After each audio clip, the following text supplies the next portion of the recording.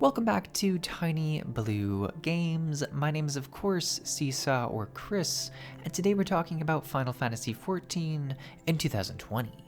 Today we are talking about 3 of my favorite things in Final Fantasy XIV. There are, of course, tons of things I love about the game and certain things I dislike about the game, but these are 3 things that I really enjoy and have brought me back into the game over and over again. And they're 3 things that I've enjoyed without even getting to max level, which is a really big thing, especially if you're someone who's considering trying the game. They're things that you kind of engage with pretty early on. Just before we jump into the video though, I do want to give a quick shout out to ffXIV. We partnered with them a little while ago. They reduce lag while playing games like Final Fantasy XIV. If you're at all interested, check out the links in the description below. They are sponsored links. If you use them, they do help out the channel. There is a discount code that will get you 20% off of your orders as well. But with that said, let's dive into the video. So I figured I'd start with one of the more obvious points and most different aspect of Final Fantasy XIV when you compare it to other MMOs, and that is the job or class system. Now, the actual jobs or roles are very similar to other MMOs. You have, essentially a holy trinity where you have tanks, healers, and damage dealers. It's a little bit more complicated if you want to get into it because there's tanks, healers, close range DPS, physical far range DPS, magical far range DPS, but for simplicity's sake, let's just say it's a Holy Trinity game, and there are various different jobs that you can play. Now, the really big different part here is that your one character can play multiple different jobs. And this is great for a lot of reasons, but mostly because you don't need to spend time leveling a bunch of alts. And I know what you're saying, that kind of sucks, because, one of my things might be that I enjoy making alt characters in MMOs, and, well, you still can, but you actually do level the jobs on your character. So what happens is each time you switch between your jobs, you have a different level associated with that job and a different XP bar that gets more experience when you're actually playing and doing activities as that job. So it's kind of the best of both worlds, where you have your one character that you get really attached to, but you do get the experience of growing and progressing all of these different playstyles. So I think it's a really fun way to kind of take a very simple system that has existed in other MMOs and really make something fun and unique with it. Now, the additional reason that this system works so well in Final Fantasy XIV is that they have a lot of convenient systems built on top of it. And what I mean by this is that it's really easy to switch between these different jobs. For instance, you really just switch out your primary weapon, and that's how you kind of define what job you are. But more than that, they have a lot of systems built in that let you kind of set your gear sets and switch between the different gear sets and essentially your jobs with the click of a button. And it's really easy to bring this up and just kind of switch between them, and I know some people even have them on sort of buttons or keys, and they can switch really quickly. Now, you do have to be out of combat to make these switches, so it's not like you're fluidly switching between jobs in combat, which sometimes their cinematics depict, which would be crazy, but I think that's a little bit beyond the scope of this system, and honestly would get very confusing, especially if you're switching roles. Like, oh no, I was the tank and now I switched to this, and the, creatures just killing everyone. So, it would get very confusing. But the system is very nice and very fluid. It also works really well with their recommended gear button. So if you are a new player and the idea of having all of these different jobs with their different recommended gear is kind of confusing, and you're like, how do I even build these gear sets? There is a button that does help you. It's not always perfect, but it definitely pushes you in the right direction and gets you set.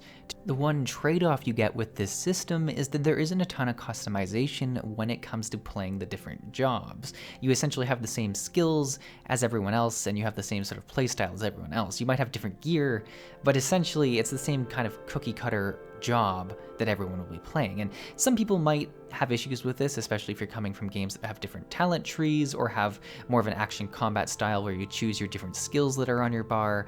But overall, I think the system works as well as it does because the jobs are so streamlined, and it just makes sense when you switch between one and the other. You're not choosing all these different options. So I think it kind of has to be this way for the system to work, but if you are someone who is looking for more customization, it might be a drawback for you in the end. The second favorite thing that I chose for this video was the cities, and now I've mentioned that I'm not max level, so I haven't seen all the cities in the game, but whenever I go through a city in this game, and you do go through it a lot while you're going through the main scenario quest, I'm always in awe of how big they feel and how full of life. And I mean both with actual players, but they do such a good job in this game of making the cities have lots of lively aspects with NPCs. There's a lot of really funny sort of setups and dancing going on, and Lalafel's kind of sitting on people's shoulders. Like it feels like they put a lot of detail into creating this world.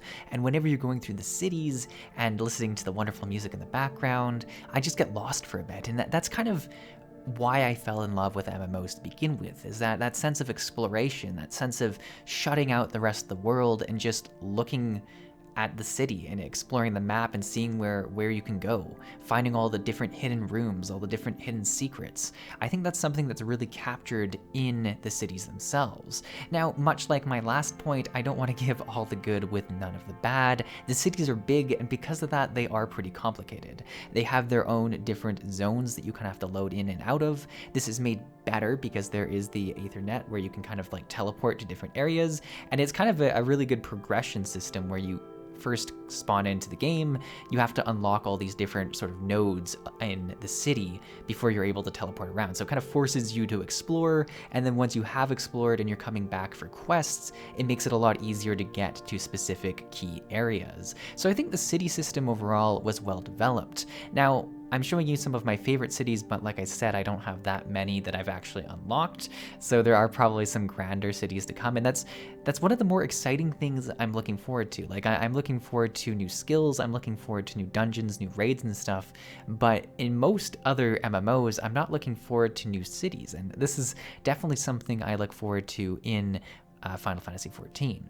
I also think that one of the key things that make the city feel grander and also not gross is the fact that you're not allowed to use your mounts in the city, and it gets frustrating at times. I mean, I definitely always push the mount button as soon as I get to the city still, but because of that, you can see all of the people, and it's not like there's mounts over top of NPCs. You have that issue a lot in World of Warcraft. They've even in this most recent expansion, and I think in other situations, made zones around NPCs where it dismounts you, which is kind of a solution to the problem, but the better solution, I think, is just having no mounts in the city, because in addition to making it so that they're not cluttered everywhere, you also have to walk everywhere, and it makes the city feel so much bigger because of that. I still remember one of my favorite moments when I first joined the game. I went to Limsa Lominsa, and I was kind of joining that grand company, and when you first go into the city, you go near this like large sort of trading area, and they've actually pumped in all of this sort of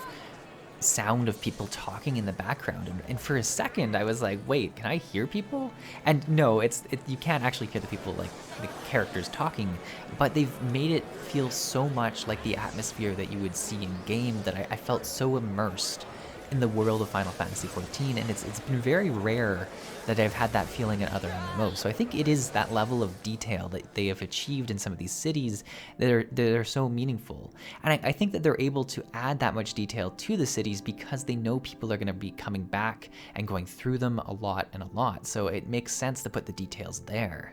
My third and final favorite thing that I chose, that was a bit of a hard sentence to get out there, is kind of hard to describe as well, because it's more of a feeling than anything, but it's the sense of accomplishment that the game puts in, even for the simplest things. And the best way I can describe this is every time you clear a dungeon, a trial, or a raid, at the end there is the heroic music that pumps in, and you get a little cutscene of your character and the rest of the party or raid or whatever doing a bit of a celebratory pose. And it's such a rush when you feel that, especially when it's a boss that you've been trying to clear over and over again, and you finally do it, and then it goes to this cutscene, and it just feels so good, because during this moment it gives you the time to like appreciate it and wait and know that you've got loot that you can look at and stuff like that. I think it's that moment to breathe that a lot of games don't give.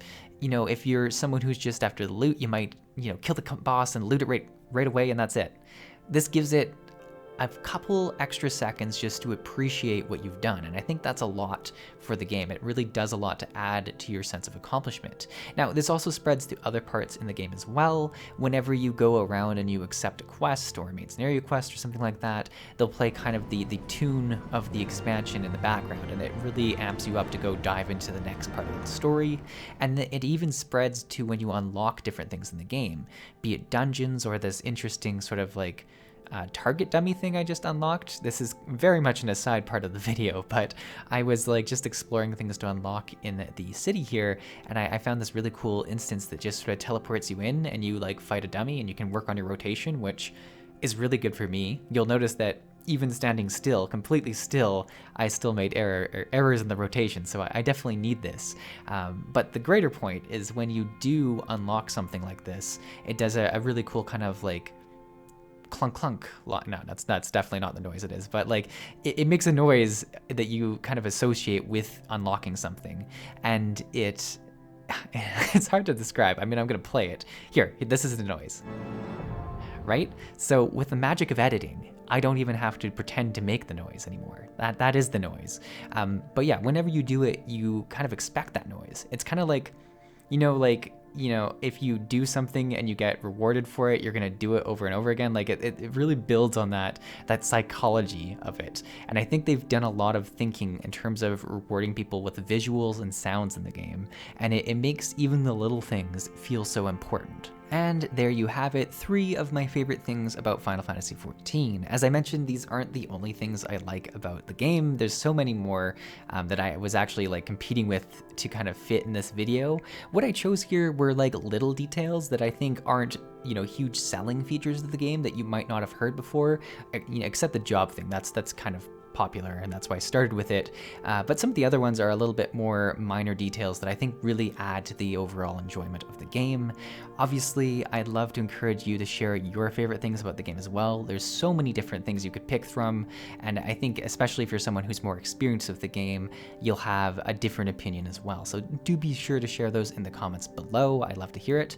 One other thing I wanted to mention is that I am actively working on our next Final Fantasy XIV stream. Final Fantasy XIV stream. Yeah, that makes sense. I was like, did I say that right? I'm thinking it'll be Saturday the 19th, 2020. So if this video is way in the past now, I'm sorry, but hopefully there's another stream going on some other time in the future. And welcome from the past, I say hi. But yeah, so Saturday the 19th of December, I will be putting out a poll, or there might be a poll already out when this video's out, to decide what time we will be starting. At the moment, the plan is to go and try out the coil, the binding coil. I guess, I don't know. We're gonna see. Hopefully, I don't know if we'll be able to like do all of it. It doesn't sound like it, but try it. See what it is. Experiment. That's the hope. Probably wipe a lot, but that's okay. But yeah, so that's the plan. Hopefully you can join us for that. Hopefully you enjoyed this video, and I will see you in the next one.